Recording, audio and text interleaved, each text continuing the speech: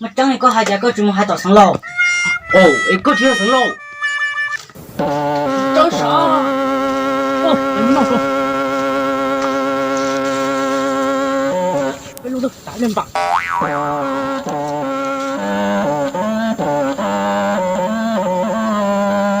Bắt tụi nó chơi tốt lắm. Thì tốt sao? Mình cãi về là tốt. Tốt lắm cơ.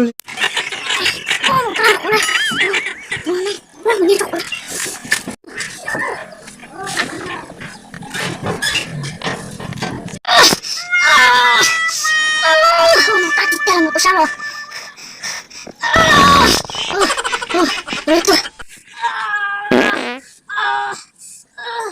Bác Trần, bây giờ chúng tôi sao gì rồi? Ồ, hết quá là tôi. Bây giờ mình tôi xa rồi.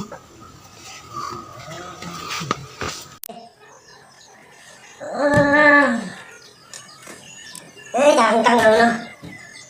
Cố đó, không cho cố cho. Sao tôi sẽ nói cái gì của nó nha.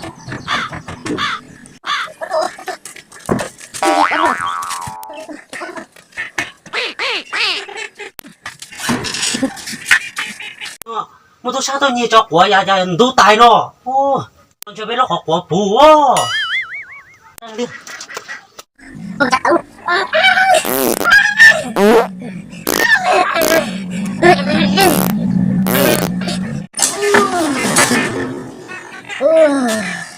Sao thì kia. Sao rồi đi.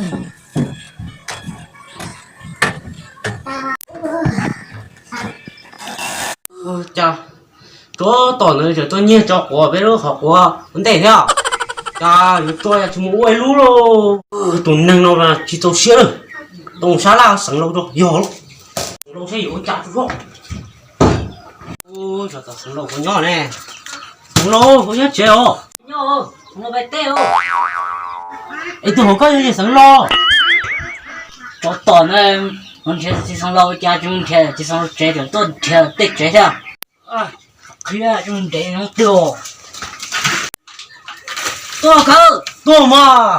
tôi chế mà thả. Ừ.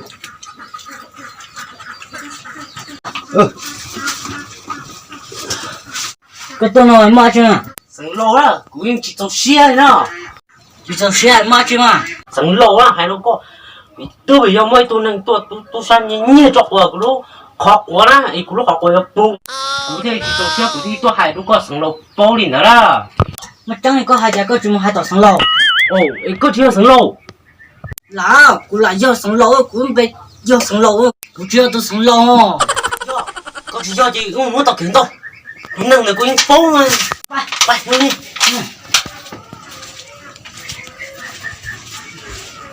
Ôi, giờ nó đâu, giờ tôi nhìn chọc vào lúc khó quá là.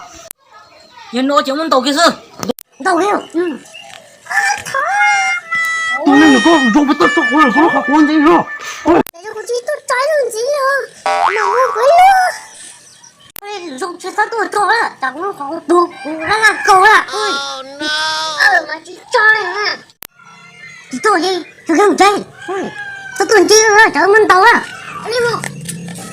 Ô, có hai tay rồi. Có sáu nó khu, nó trai cái ơi rồi. Nhưng hắn nó thổ mê rồi. Bay.